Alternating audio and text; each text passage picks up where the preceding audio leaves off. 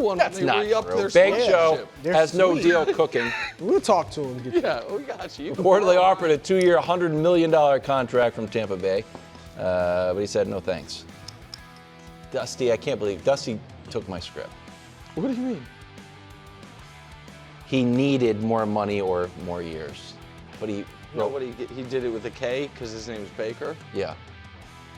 Good one. Told you that. Thank God that's not on the script. Dust, I told you that wouldn't work, Dusty. I guess that was maybe good. I don't know. Should Baker have accepted that 2-year, $100 million offer? I imagine Nick and I are going to have the same take. But okay. First of all, I do understand him feeling disrespected because 2 years does feel like I'm young. I mean, he's still young. One more year than Mike Norrie's getting. Right. But I get him feeling that way, all right? And he said the years was an issue and also that the guarantee. We don't know what the guarantees were. But here's what I do if I'm Baker. I know he said I'm done negotiating and all that. Tell your agent, look, go see if you can get $110 million, 55 a year instead of 50 or 50 and some change. See, whatever the guarantees are, see if you can get them at league average for players making that much. Okay. And then take the deal. For 2 years. Yes, because the problem is Baker has no leverage. That's why I think we're going to have to. If he goes out and has the year he's predicting, which he could, and let's say he's even the MVP, they are going to franchise tag him. They got two franchise tags left on him. The franchise tag for next year right now is at $47 million. Could maybe go up to 50, but 50. It's probably going to be a little less than they actually offered him, or if it's the same. So he can talk. He goes out and plays great. Oh, all these teams are going to want me. He's not going to get the free agency. Tampa Bay's going to say, we're locking you up on the franchise tag. So I think he should just it's unfortunate, but I don't think he has any leverage. So he had an interesting part of his quote that we didn't play where he disagrees with Brew because of how they structured his current contract. So this is where I do need 30 seconds to talk about void years, KW, because he talked about it and it's important. Awesome. He's on a 3-year, $100 million deal with the Bucs. Mm-hmm. When it ends at the end of this year, they will have paid him $100 million. Only 70 of that 100 will have shown up on their cap over the last 3 years. Next year, if he's not on the team or if he is on the team, no matter what, there is a $30 million void year. So he believes because that there is a $30 million void year on their cap next year, that it's not tenable for them to then franchise tag him at 50, and now their quarterback's cap hit is $80 million. He said, so he said that to the media. He was like, franchise tag doesn't really work with the way their cap situation is. So I think his agent has communicated to him, they're bluffing. They can't franchise you. Because the franchise tag, you can't prorate that over years. So it really would be $80 million for Baker next year, which would be disastrous for them. So he thinks he holds all the leverage, in which case I'm not sure he's wrong, and I'm not sure he is actually not going to keep this negotiation going. I think it's best for all parties to get a deal done, like Bruce said, because even if they don't have the franchise tag in their back pocket the way they're acting like it, he doesn't have health guaranteed in his back pocket either. And so I think. So you think he'll take 2 years? I think maybe that he wanted $55 million a year and he wanted at least 3 years. I thought that's what he would get thereabouts. I think that my guess is he can get a third year out of him, and even if the number's around $50 million, they can get it to work. Because I think it's bad for Baker to go into this year without any security, because if he has another down year, I don't think he's getting $50 million elsewhere because of the injury stuff. Yeah. And the Bucs, they've got no backup plan. And but I think he has more leverage than it would seem, because I don't know that they actually can franchise that. NFL top 100. Good job, Mulvihill. You had nailed that one. QB watch. Last 2 quarterbacks revealed, not totally last, but the most recent. Herbert coming in at 39, Joe Burrow coming in at 44. It's a 38-spot drop for Joe Burrow. Here's how he performed last year. Yeah, when he was on the field, he did pretty well. 5-3. He had 17 touchdowns, only 5 interceptions, passer rating over 100, and of course the Bengals were no good without him, only 1-8.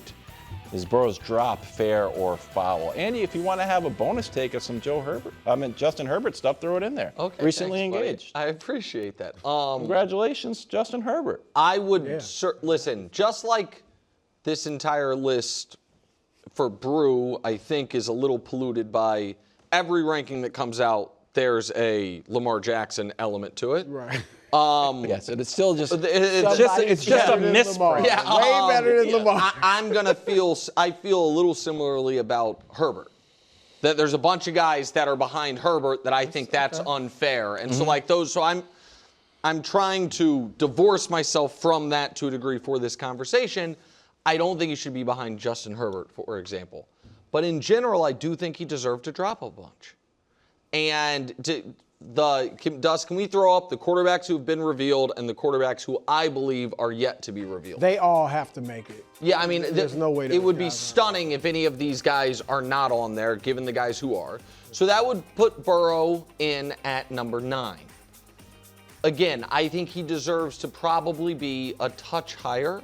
However, I am not as moved by eye-popping statistics for a team that has provided you with eye-popping weapons when the wins and the availability have not gone along with it. And I do think a massive part of how we have evaluated quarterbacks forever has not only been KW's thing, the wins, set that aside, but has been, are you there? And that it's one of the reasons I am not as dismayed at Lamar dropping as Brew is, even if 69 is too far and where he is on the list is too far. There are, a huge part of being a franchise quarterback in this league is consistently playing complete seasons. I know my guy Patrick just blew out his knee. We'll see if he becomes an injury concern. But you're right. He had been, prior to that, he had missed 1 game with an injury, 2 games with an injury in his whole career. I think that, I've said it before, I'll say it again, I think Burrow has lived and the Bengals franchise has lived for quite some time on beating the Chiefs in overtime in a playoff game once. And their team just put out a little video about pads coming on, and it was Burrow in warm-ups to the Bills playoff game in the snow, doing the sweet pass where he spins around. That looks sick.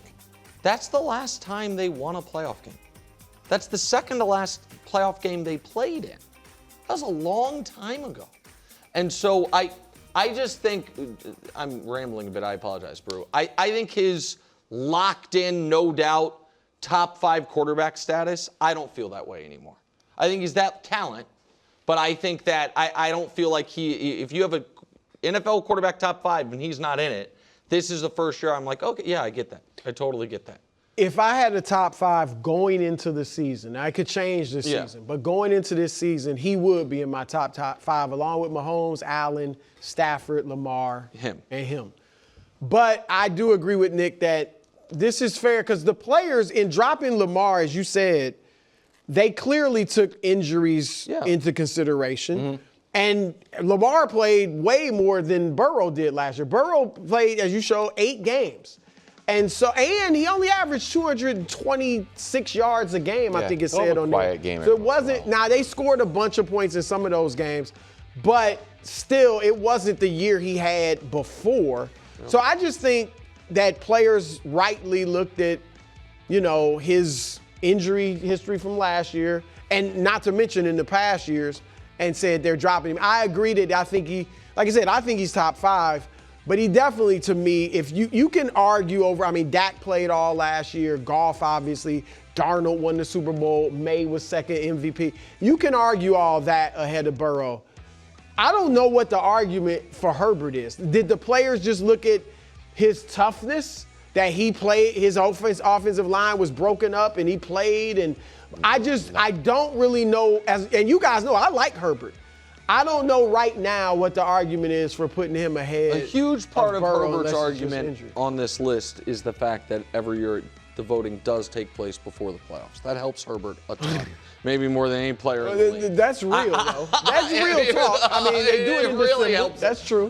Can I ask true. you a question, Kate, Yeah, yeah. or do you have something you want to say on this? No, You go. the list is, again, we have our issues with this Yeah. list, but we're gonna act like it's Well, it's still I mean, still the list, but we can't figure out what the rationale is, and we're taking guesses at it.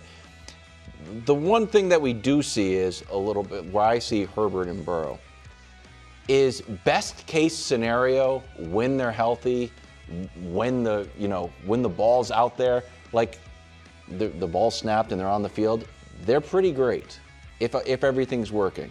So this is Burrow when he's healthy. He's completing 70% of his passes. He's up around 4,700 yards, 37 touchdowns, and 106 passer rating. That probably projects like some of his 8-game seasons. These are the averages for his 3 healthy seasons. So if you get him healthy, it's honestly a cousin of our Embiid conversation. Like, hey, if he's out here, this guy is an MVP candidate.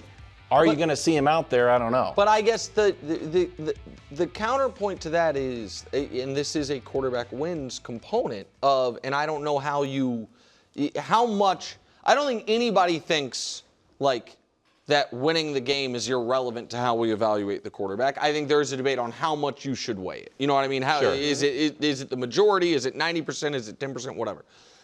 There is, to me, an element of that since he's been there, the Bengals have made the playoffs twice.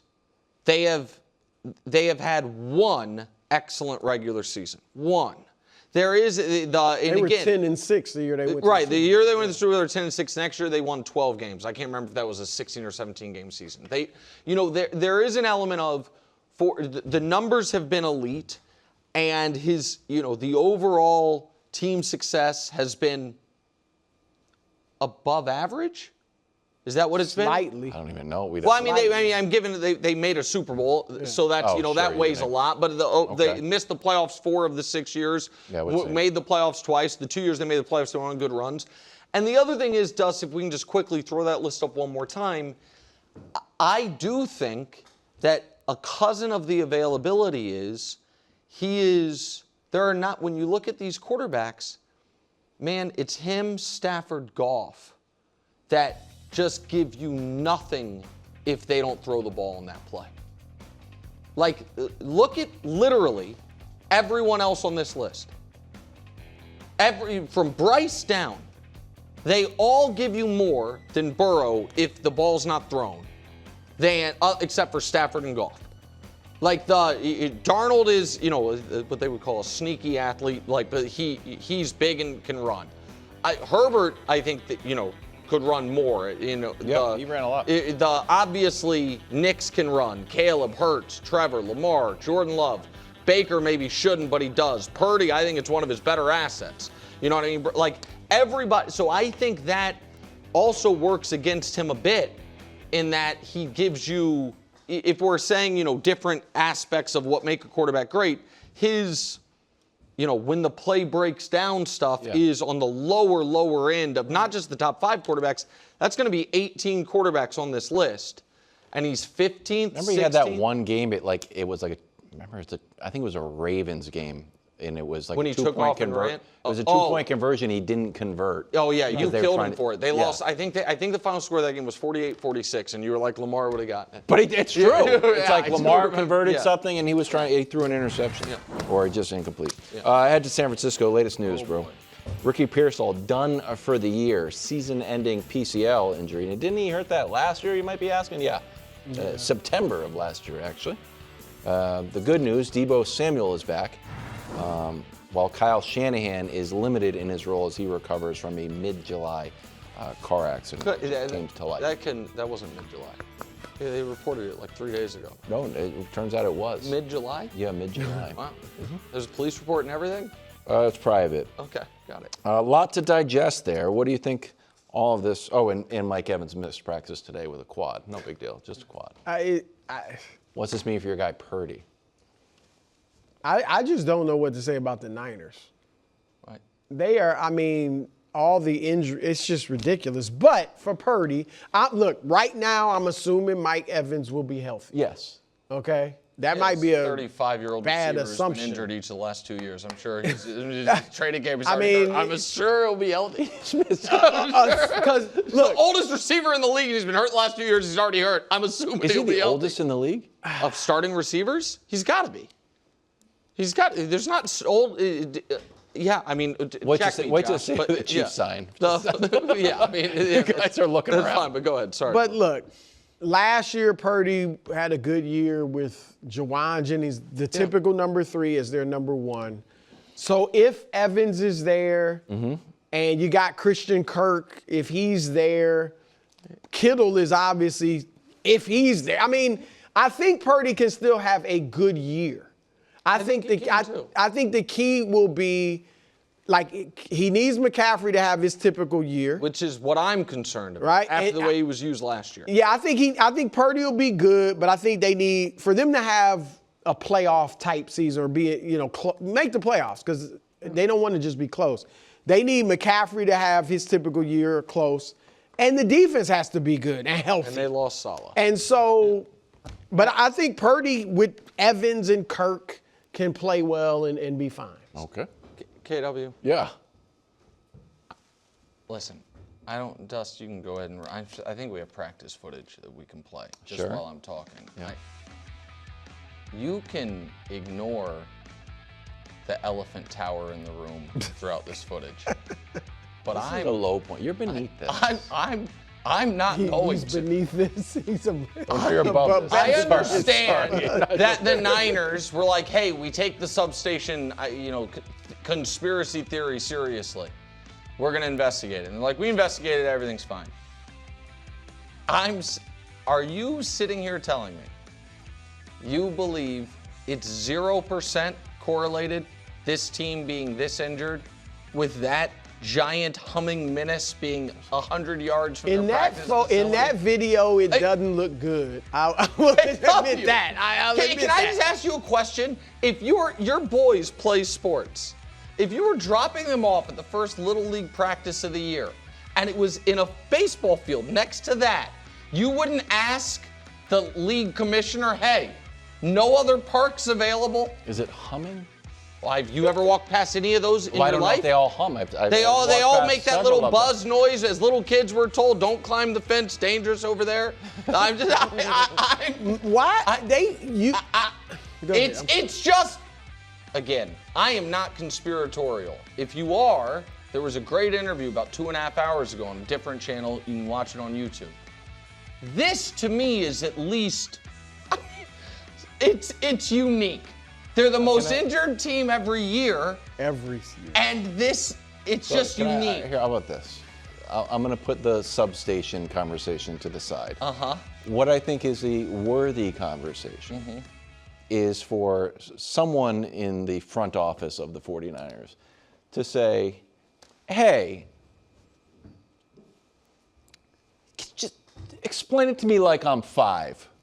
What exactly was our plan with Ricky Pearsall, who was hurt in September, was in and out of the lineup, didn't get surgery on our recommendation, and now is out for the year because of training camp? Just, again, like I'm 5 years old. Were there any mistakes made, or were you happy with the decision-making tree there? That was good? Turns out he could deal with a gunshot better than this. Okay, and everyone else that's injured, you're in charge of those guys too? Well, you are right, Wow. So we're You're just- absolutely right. War of the words between two first favorites, the Jags and the Bears. Here's Liam Cohen on Chicago getting an outsized amount of attention, bro, followed by Ben Johnson's response. Nick, these are your squads, at least one of them. 1.5 of the squads. First, so this is a tough spot because Liam Cohen, we kind of go, our show goes against what he's talking about. We overserve the Jags community, much to the chagrin of our bosses, everyone. We have been Audience the number at one large. Jags show Yes. from well before Liam question. Cohen got there. Yeah, for the record, What? party of one. Well, no. We're not competing with anybody at the Jags show, Oh, okay, is what I'm got saying. you. Just us. But Right. so I will. No one's So, talking but I think he Jacksonville. likes it. Little bulletin board material. So I'll help him out because I'm a Jags guy. Liam Cohen, I think you've done a great job there. You've been there a little over a year. I think you've had at least 3 and maybe 4 very distinct looks already. You got to pick one. Oh, really? You got to pick one. Like Ben Johnson's looked the same the whole way. Yeah. Liam Cohen's Shirt on still or shirt off? trying He's stuff working out. it out. He's working it And out. so you add that. If I you- like it. Non-visor, though, I'm for it. Okay, fair enough. I think what Liam Cohen said is absolutely correct. The Jags are as little discussed with a 13-win team. So I did the combo, Yeah. and once you see it, like, oh shoot, man, we should talk about the Jags. a little I've been bit more. saying that and we for talk about the years. Jags a lot. Yeah. They went 13-4. They went into Denver and won. No one had done that since like the 80s. 28 points. Even though Ben Johnson, don't get me wrong, is an offensive genius. Liam Cohen raised his hand like, by the way, I know a little bit about offense myself. Averaging 28 points. And our defense was better, and we're winning games by a larger margin. The turnover differential, which Chicago was very lucky with. They ended up losing, but they did beat Josh Allen. But that then gets to the other point. No, the Jags lost. Oh, sorry, the Jags They lost. had to him Josh on the Allen. ropes. Sorry, they had him on the They ropes, and lost. Trevor threw an interception. Wasn't necessarily his fault. But the Bears are, because of how they won games, the number 1 regression candidate in a negative way. You know what I mean? And so both of those things are true, and both of those things are what their coaches should say to their team to get them motivated, in the month leading into the season. So I think that's 2 of the smartest young coaches in the league. I think both delivering the message they're supposed to deliver. That's what I think about it. No, I totally understand Cohen's anger. Like you said, 13-4. Trevor at one time was Caleb. Like he was supposed to be that, next hot guy. And last year he was 5th, as you always remind us, 5th in MVP voting. Yeah, so Jalen there's Brown finished 6th. Everybody every threw a party. reason to think they should have been talking more about the Jags and Trevor. But I do think, and this is all written in pencil until we make our official picks. Oh. I feel like the Jags, of the 2 teams, right now I'm thinking the Jags will be the one to regress more than the Bears. Really? The Jags are now going to be playing the first place schedule. Last year it was a third place schedule. And I just think that they're going to. Vegas agrees. Jags are 8.5. Bears are 9.5. Okay, so I think they're. If I had to pick between the 2. Do we have the Jags schedule, Dust? I can't believe the Jags are at 8.5 wins. Wow, good job, Dust. Week 3 is tough. But they already went. The Browns, got they already Denver went into too. Denver and won. They've got Cincinnati won't be easy. and Philly. So they get the I could NFC, get I'm just Texans, looking at it. obviously. They get the NFC East and the AFC North plus the first place schedule. So they get their own division, the NFC East, AFC North, plus Broncos. Ravens. That's the AFC North. They get them no matter what. Oh, they got Broncos, Steelers, and there's one other strength of schedule game that I'm missing. Oh, the Bears. The Bears. A lot of this number 1 schedule stuff, and again, we haven't done a ton on it, but just because the Patriots have it, it's like, all right, you get the Steelers. Like, okay. Well, sometimes you get lucky. I get in that. why you're saying that. Yeah.